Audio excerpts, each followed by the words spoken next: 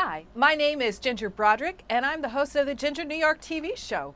We're here at the Manhattan Neighborhood Network on West 59th Street in Manhattan. Thank you for joining in with us. This is a previously taped show because my guest is very busy and world traveling, so we got her in a little bit earlier during the summertime in order to talk about her life, her father, the late Eddie Durham, and we want to talk about his legacy.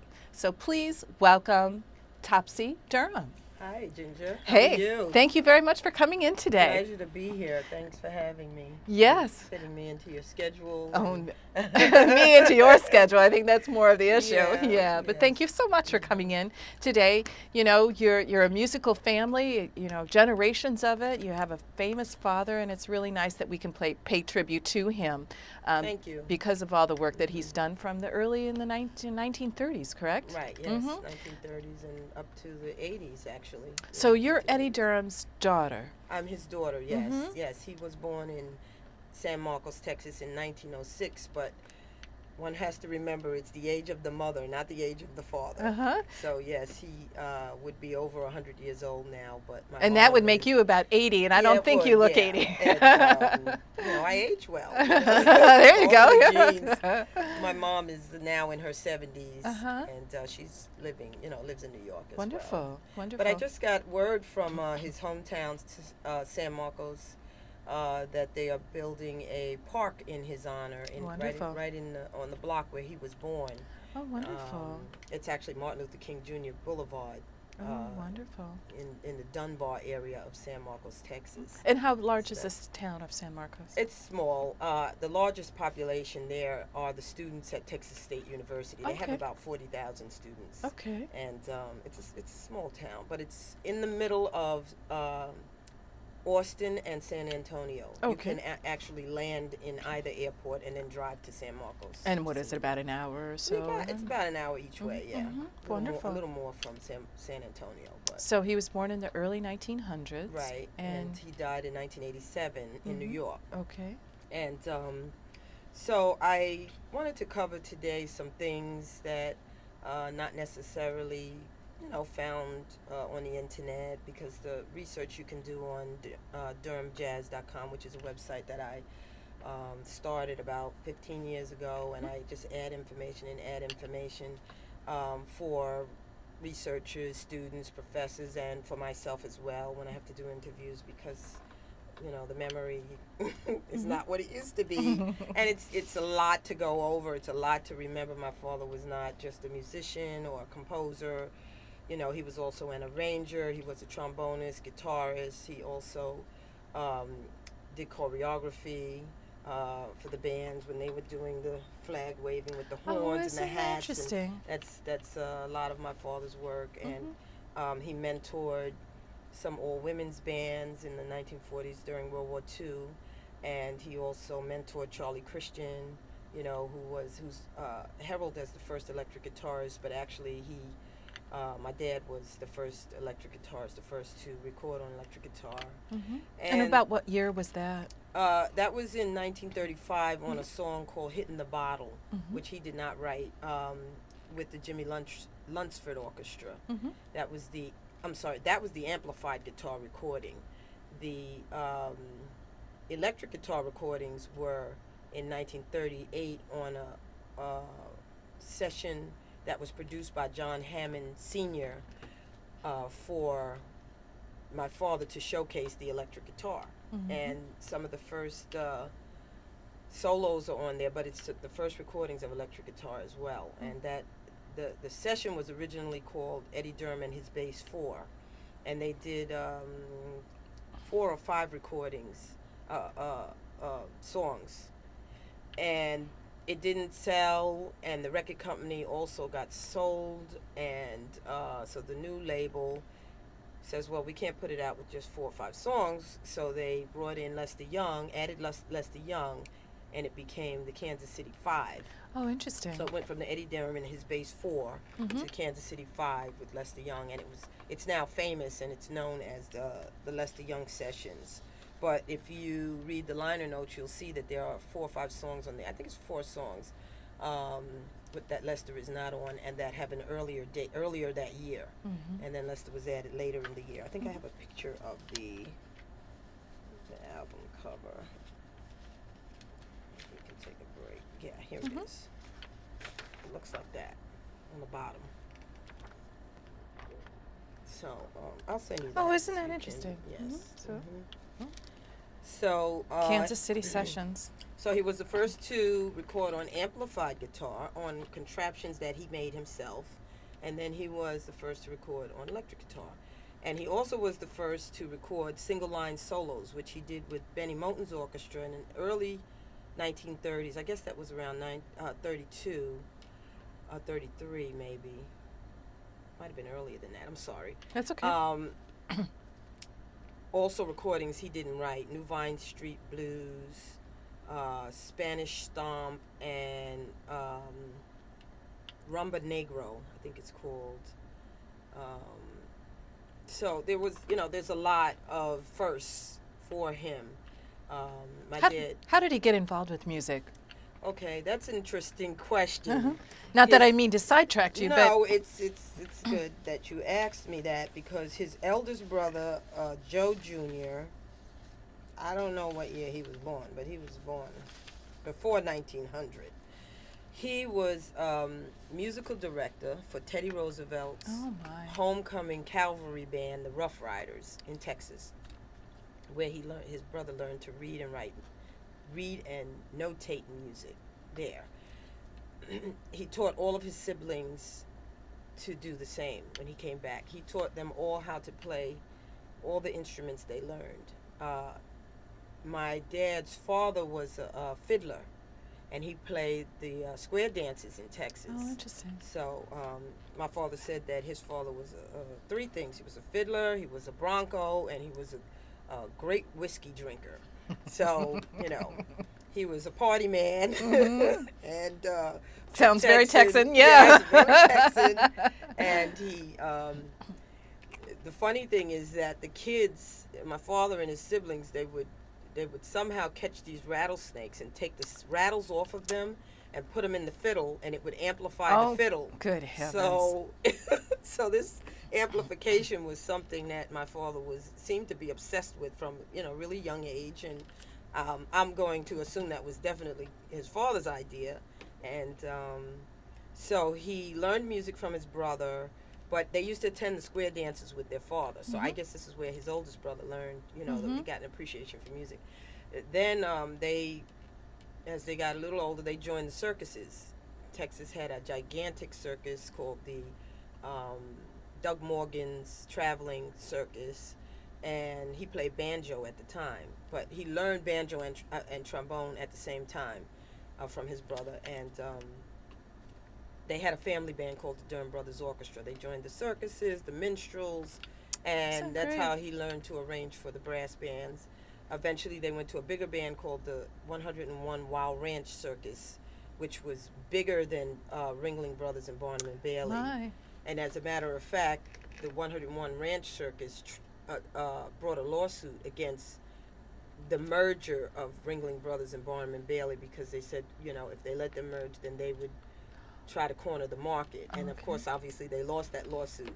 But this circus, they owned a ranch of, over 1,000 acres, and the performers were able to stay there and live there if they wanted, and it was really pretty amazing. But that's all on the website. You can read about it. Do you know what town that this It was in Oklahoma, I believe. Oh, really? I believe it was in Oklahoma. Yeah, 101 Wild Ranch Circus. And so from there, he learned to arrange brass, large brass, and he knew how to read music, knew how to write music. This was very unusual for an African American in those days. He learned six-part harmony. Isn't that before amazing? It was even known as six-part harmony, but in the circus it was. So from there he went to the Blue Devils Orchestra, Oklahoma Blue Devils Orchestra, and from the Oklahoma Blue Devils to Benny Moten's orchestra.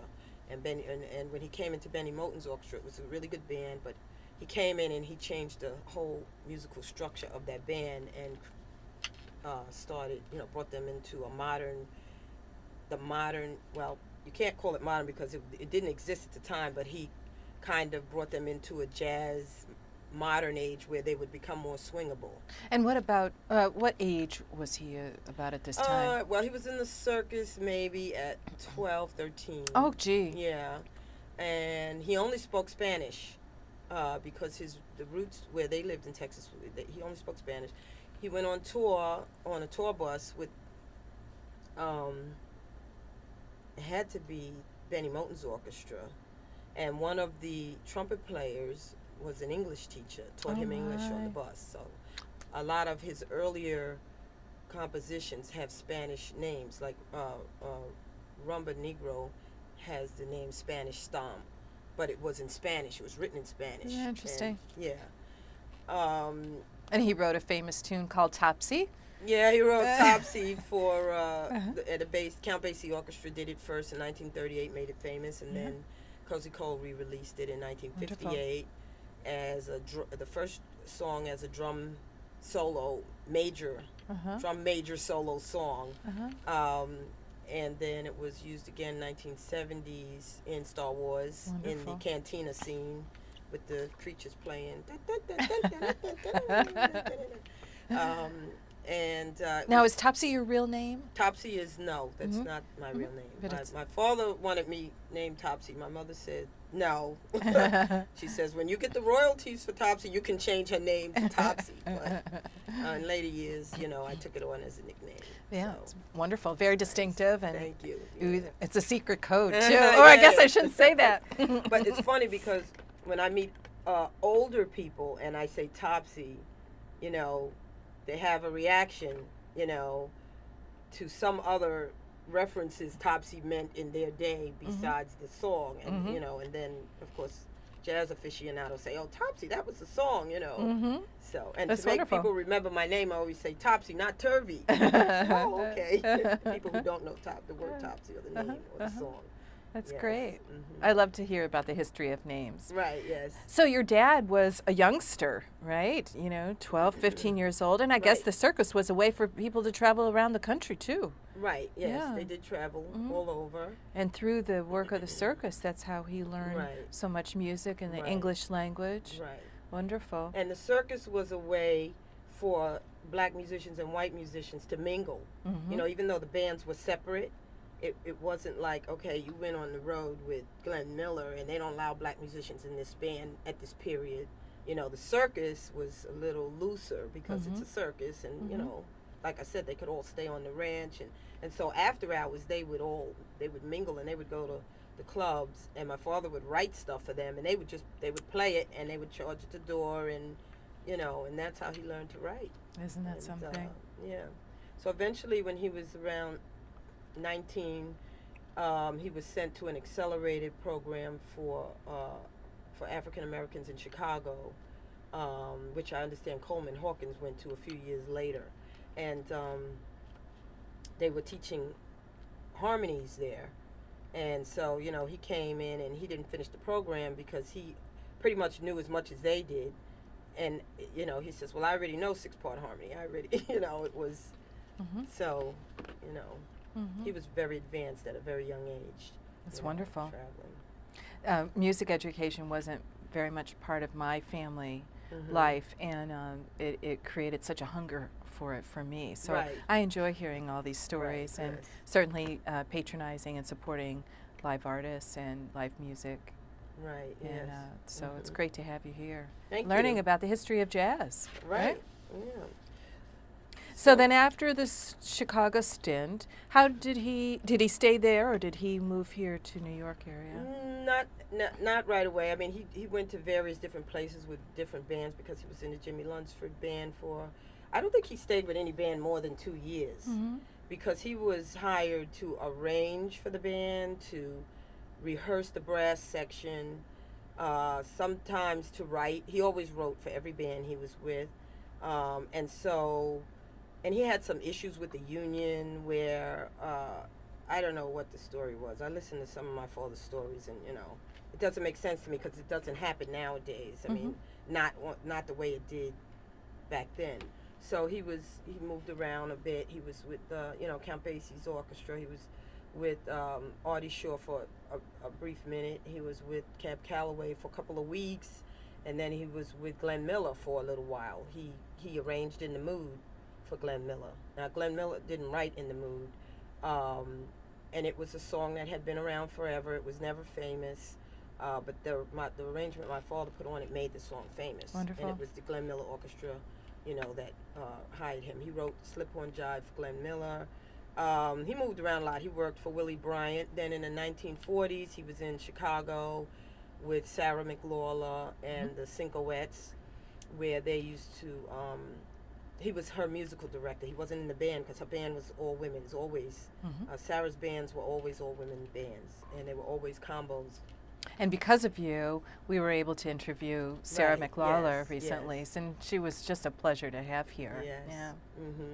And the thing I wanted to tell you, they rehearsed at a place called Wally's Paradise in Chicago, which is still there. And it was, that's a college. They had a college somewhere nearby. It was a college town, whichever town they were in Chicago. And Quincy Jones used to come in as a student and asked to sit in with the band. I don't know if Sarah told you that. No. And it didn't dawn on her. I says, well, you're Quincy Jones' mentor.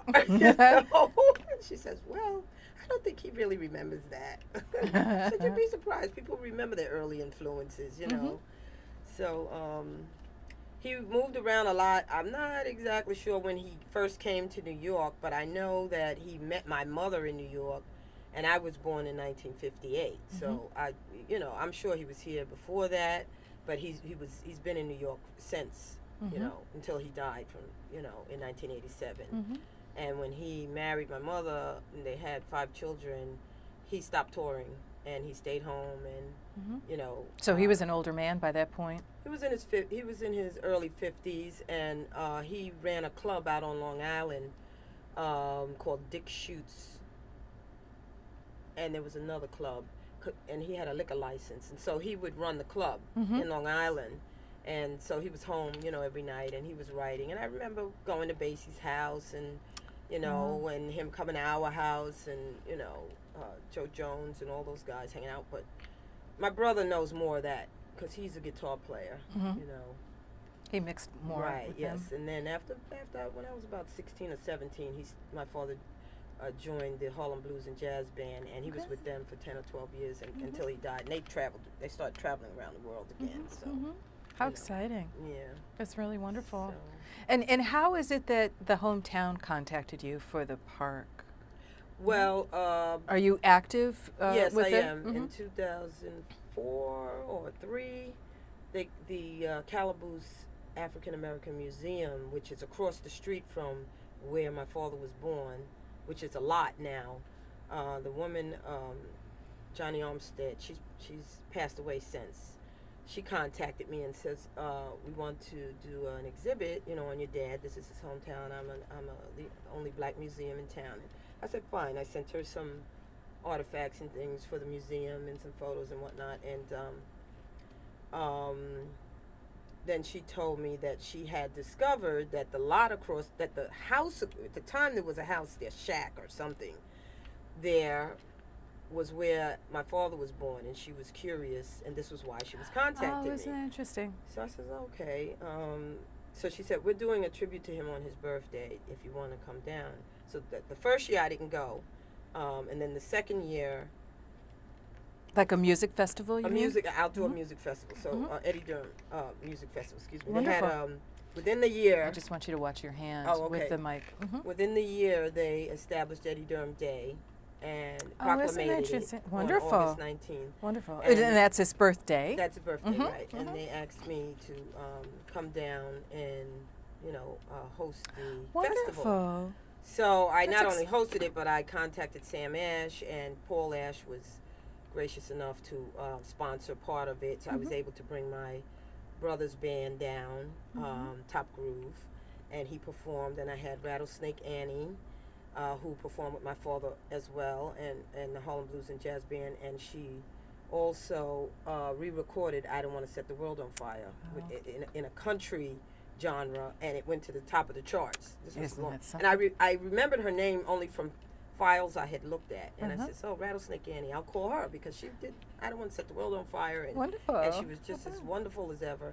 And then I brought the Harlem Blues and Jazz Band as well. So that whole festival in 2004, was sponsored by Sam Ash. Then in 2005, because my dad has Tex-Mex roots, interesting. We had all Spanish jazz bands, Latin jazz. Oh, interesting. And the Hispanic Cultural Center of Texas sponsored that year.